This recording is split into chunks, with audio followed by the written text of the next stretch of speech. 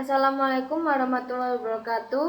Kami dari kelompok 3 akan menjelaskan tentang uji T1 sampel dan uji T2 sampel atau grup independen. Berikut ini merupakan anggota dari kelompok 3. Yang pertama ada Elvin Megapuspita, yang kedua ada Imelia Davadilat, dan yang ketiga ada Natasha Anggreni Putri Pratama. Uji T2 sampel atau grup independen. Uji T2 sampel atau grup independen adalah uji yang digunakan untuk menguji kesamaan rata-rata dari dua populasi yang bebas atau independen, di mana peneliti tidak memiliki informasi mengenai variasi populasinya. Independen maksudnya adalah populasi yang satu tidak dipengaruhi atau tidak berhubungan dengan populasi lain. Persyaratan uji. Uji hipotesis ini terdiri dari dua komponen yang merupakan satu kesatuan, yaitu H0 dinamakan hipotesis 0 dan H1 dinamakan hipotesis alternatif. H0 selalu merupakan penyataan tidak ada pengaruh, akan selalu dianggap bahwa H0 benar, kecuali data meyakinkan sebaliknya. Contoh tingkat signifikasi alfa untuk dua populasi yang berdistribusi normal. H0 yaitu mu1 sama dengan mu2 melawan H0 yaitu mu1 tidak sama dengan mu0. Untuk menentukan rumus t-test akan dipilih pengujian hipotesis, maka perlu diuji dulu varians kedua sampel homogen atau tidak. Pengujian homogenitas varian digunakan uji F dengan rumus sebagai berikut. F sama dengan varians terbesar dibagi varians terkecil. Dalam hal ini berlaku ketentuan bila harga F hitung lebih kecil atau sama dengan F tabel, maka H0 diterima dan H1 ditolak. H0 diterima berarti varians homogen. Terdapat dua rumus yang dapat digunakan untuk menguji hipotesis sampel independen menurut Sugiono. Yang pertama, separated varian. T sama dengan X1 min X2 per akar S1 kuadrat per N1 ditambah S2 kuadrat per N2. Yang kedua, polled variance.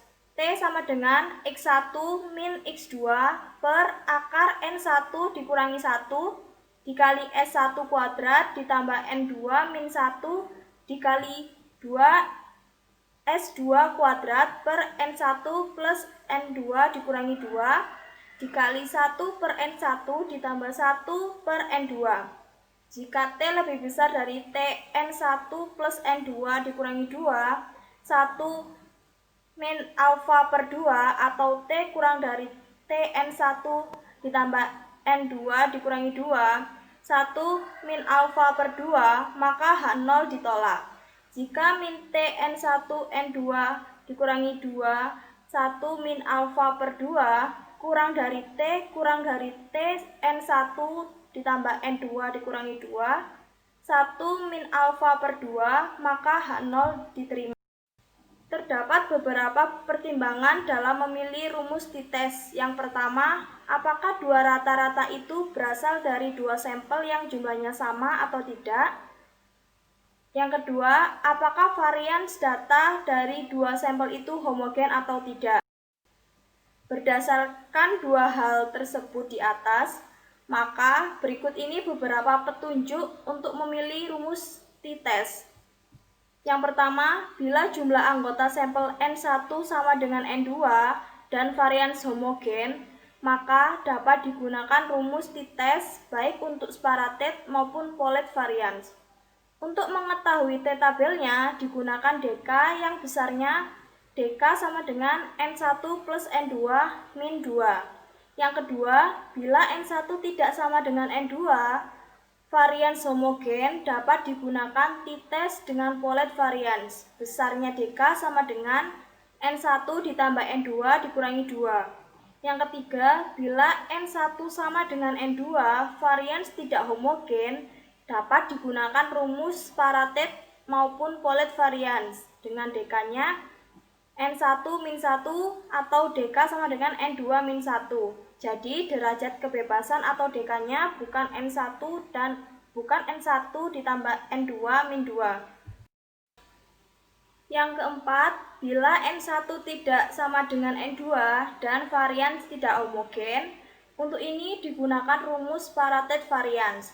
Harga T sebagai pengganti harga T tabel dihitung dari selisih harga T tabel dengan DK sama dengan N1 min 1 dan DK N2 min 1. dibagi 2 dan kemudian ditambah dengan harga T yang terkecil. Contohnya N1-nya 25, berarti DK-nya 24. Maka harga T tabelnya 2,797. N2 sama dengan 13, DK-nya 12, harga T tabel sama dengan 3,055. Untuk kesalahan 1%, uji dua pihak. Jadi, harga T tabel yang digunakan adalah 3,055 dikurangi 2,797 dibagi 2, sama dengan 0,129. Selanjutnya, harga ini ditambah dengan harga T yang terkecil. Jadi, 0,129 ditambah 2,797 sama dengan 2,926.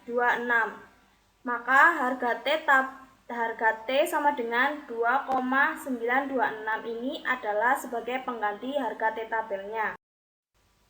Contoh soal uji T2 sampel independen, misalnya akan dilakukan riset terhadap waktu pembekuan darah manusia dalam menit dari individu yang diberi satu dari dua obat yang berbeda, yaitu obat A dan obat B dengan tingkat signifikasi 5%. Data hasil penelitian sebagai berikut.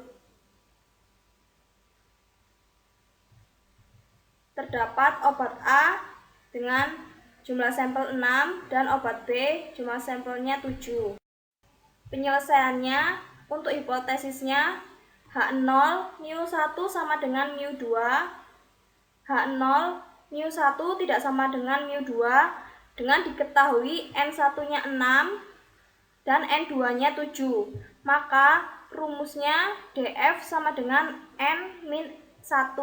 Untuk DF1 sama dengan N1-1, yaitu 6 dikurangi 1 sama dengan 5 sebagai penyebut. Dan DF2-nya N2 dikurangi 1 sama dengan 7 min 1 sama dengan 6 sebagai pembilang. Jadi DF sama dengan DF1 ditambah DF2 sama dengan 11. X1 sama dengan jumlah sampel, seluruh jumlah sampel per jumlah sampelnya menghasilkan 8,75. X2-nya seluruh jumlah sampel per 7 menghasilkan 9,74.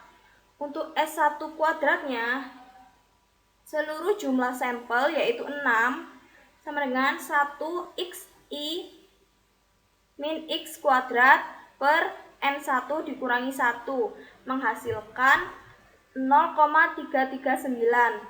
Untuk S2 kuadratnya, seluruh jumlah sampel yaitu 7 sama dengan 1xi min x kuadrat per N2 min 1 menghasilkan 0,669.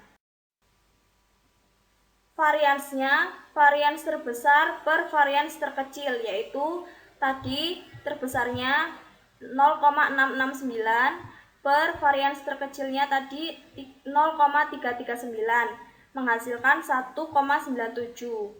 Harga F tabelnya 4,95 dengan harga pembilang 6 dan penyebutnya 5. Ternyata harga F hitung lebih kecil dari F tabel.